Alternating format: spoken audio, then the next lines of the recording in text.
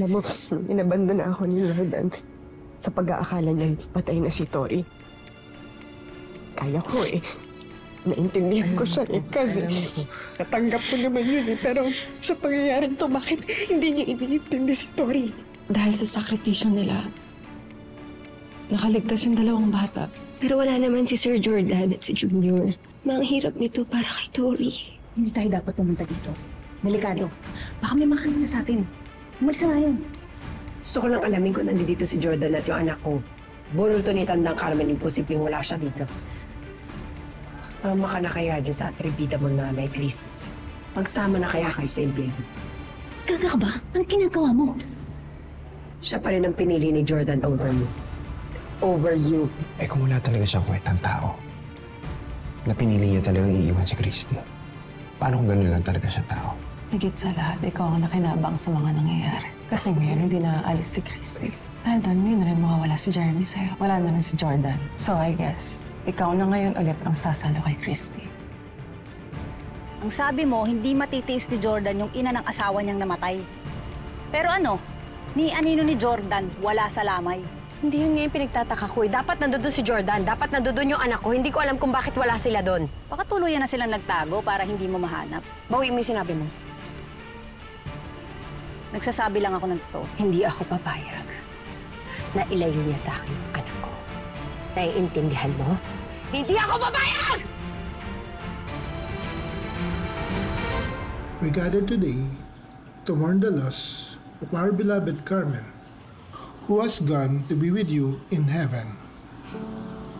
One day we shall joyfully greet against with the love of Christ, which conquers all things, destroys even death itself.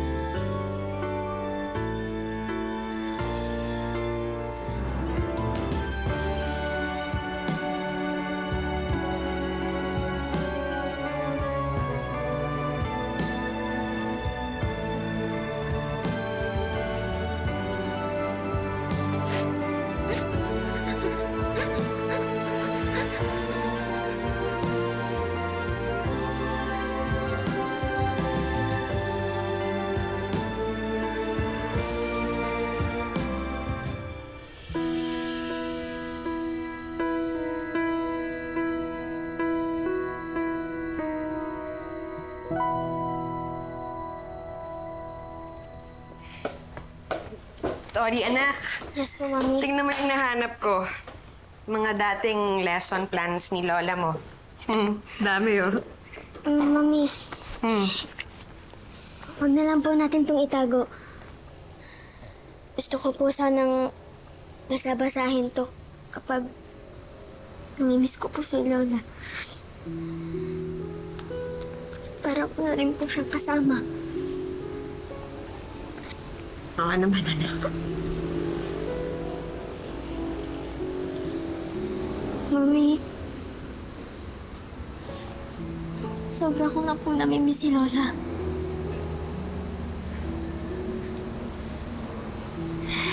Anak, halika. Umuna tayo, ha?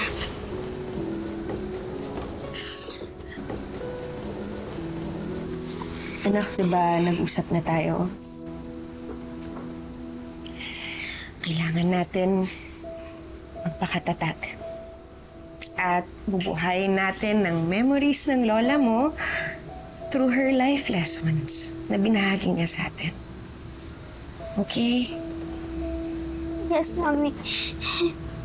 Pero ang hirap po kasi. Kung sana nandito lang po si Daddy.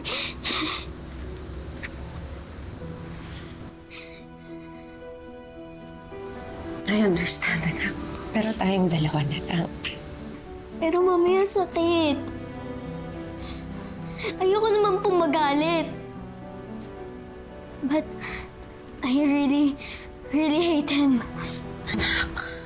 I hate Daddy for leaving us like this. Nagkagalit ako sa kanya kasi hindi man lang niya sinilip si Lola sa libing. Grabe naman siya, Mami.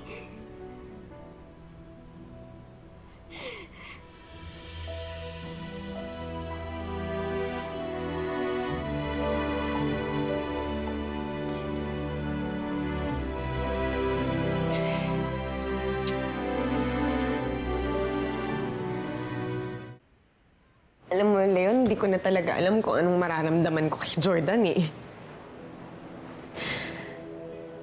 Kahit naman anong gawin ko, di ba? Di naman magbabago na iniwan niya lang ulit kami. Christy, huwag kang mag-alala. Nandito naman ako eh. Si Jeremy. Hindi kita pababayaan, pati si Tori. Alam ko yun, Leon. Alam ko yun. Pero kasi, bakit kailangan umabot sa ganito? Namatay si Mama. Si Kausa. Bakit? Bakit dahil sa babaeng yun? Leon, ang dami niya ng sinira. Sinira eh. Christy, tama na. Hindi kasi Leon, dapat managot na yung babaeng yun eh. Siya at saka lahat ng mga kasabot niya. Lahat ng may kinalaman sa pagkamatay ni Mama, paghihigantihan ko. Sisiguraduhin ko yan.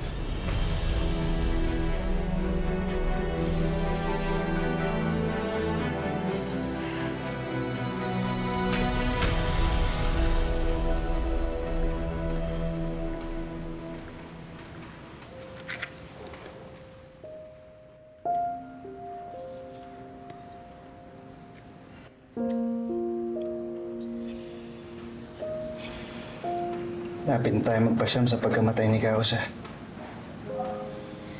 Katapos nung nadalhin na natin siya sa columbarium. Ano bang sabi ni Kalian?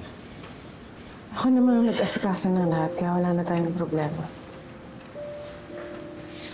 Magpapasyam na, pero isa pa lang yung nahuhuli natin sa mga gumawa ng mga krimen. Mawala bang update yung mga polis kung nasa na si Tita Shaira? Nagmamatigas si Alakdan eh. Ngayon yung sabihin ko nasaan yung kuta nila. Kahit naman sabihin ni Alakdan, panigurado nakaalis na dun si Shaira. Napakasama talaga niya. Dapat pagbayaran niya to eh. Dapat pagdusahan niya to.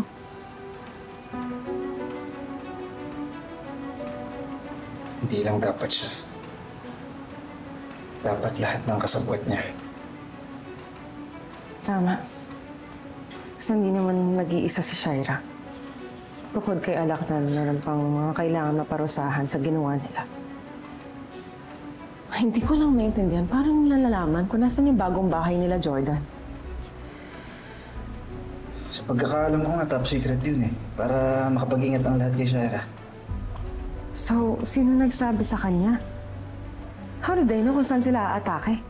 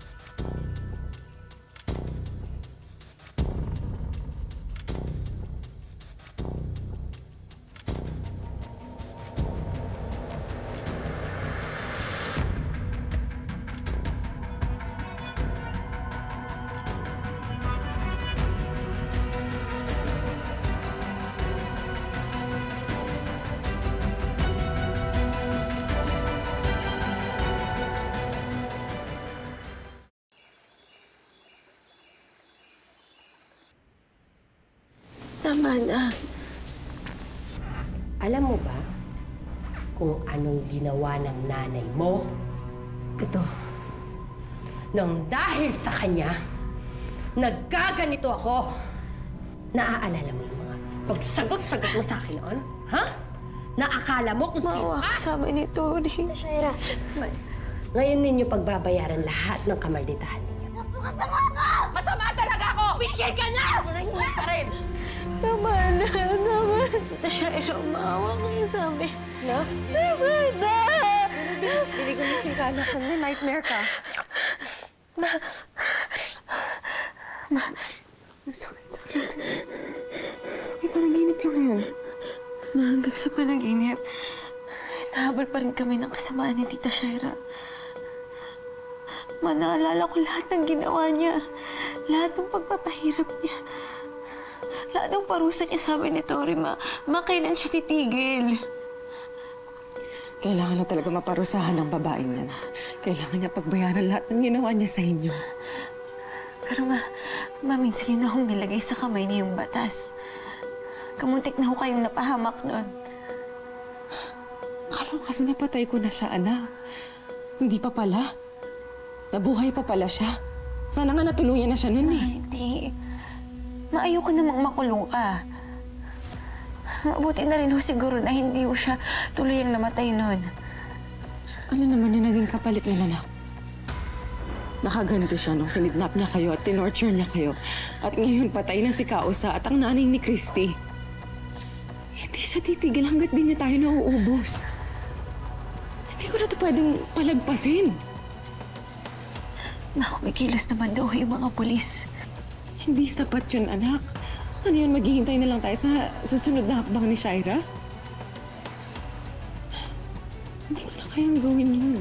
Kailangan kumilos na ako. Paano?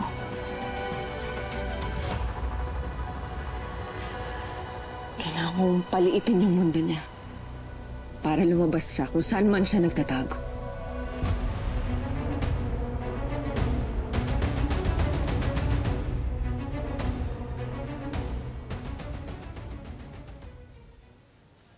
Napadala na ni Ana yung mensahe mo. Patingin mo, susunod siya. Wala na siyang choice. Paano ko ilaglag ka niya? Paano ko tumawag ng polis?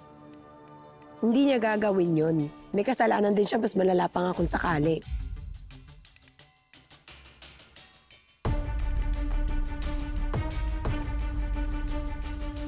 Ano? Gusto ko lang makipag-usap. Baba mo yung baril mo. Umayos ka.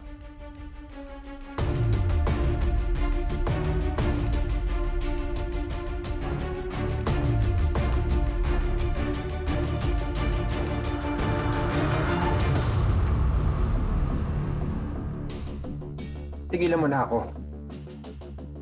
Kailangan ko lang ng tulong mo. Kailangan ko malaman kung nasa si Jordan tsaka anak ko. Pero wala na akong pakialam sa'yo. Talaga? Ngayon ka pa, Angal? Ngayon ka pa hindi tutulong sa akin? It's too late for that. Involved ka na. Ikaw ang dahilan kung paano ko nahanap sila Jordan. Kapag hindi mo ako tinulungan, sasabihin ko kay Christy yung kasalanan mo. Huwag na huwag mo akong pagbabantaan. Dahil wala akong kasalanan sa mga pinaggagawa ninyo. Talaga wala kang kasalanan? Nakalimutan mo na agad yung ginawa mo? Nandito ako para sa anak ko si Junior. Ngayon sabihin mo sa akin kung nasan sila. Yan. Dahil sa pagpupumilit mong yan, natatamay ako. Natatamay si Jeremy. Alam mo bang aalis na si Christy? Alam mo bang ilalayo nila si Jeremy? Pati yung mga anak mo. Anak ko! Huling beses ko na itong hilingin sa'yo. Pag tinulungan mo ako makuha yung anak ko, I promise, tutulungan din kita makuha mo si Jeremy. Pag nagpakalayo-layo kami, hindi sila aalis. Hahanapin nila kami. Tapos kami lalayo na kami. Hindi na kami babalik. Ikaw makakasama mo na si Jeremy.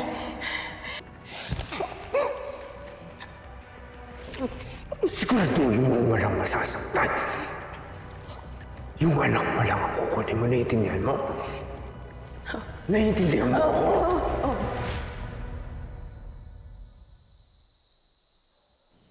Ano, naaalala mo na ba? Di ba ang usapan? Walang madadamay na iba. Hoy, bakit nakipagsabatan ka kay Alakdan? Sa mga hayop na to? Ha? Mas wala na akong choice. Kailangan ko ng tulong nila. Hayop ka? Kung alam ko lang na yun ang gagawin mo, hindi na ako pumayag. It's too late for that. Alam mo na dahil sa'yo, namatay si Kausa. Namatay si Mama Carmen. Pagbabayarin ko kayong lahat. Ikaw, at lalo na ikaw!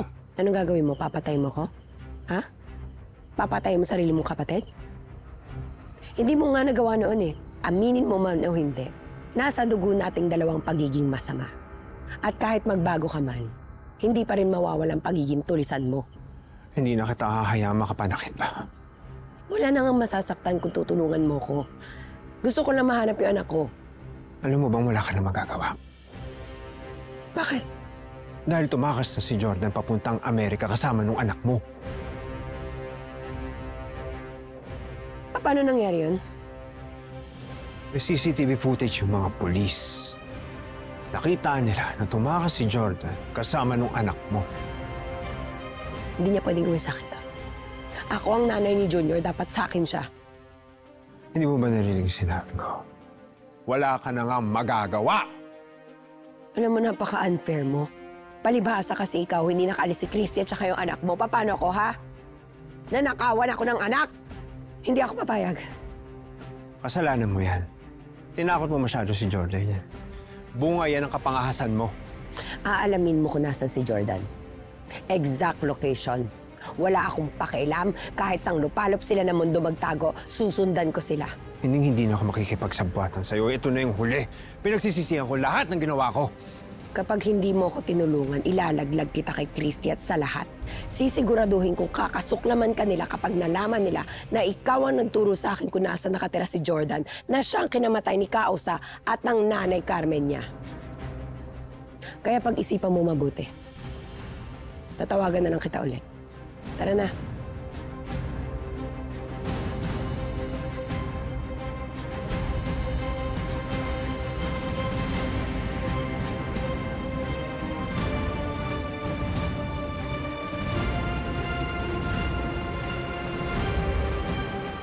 Alam kong mahirap yung gagawin ko. Pero handa na akong isugal ang lahat para lang mahuli yung Shaira na yan.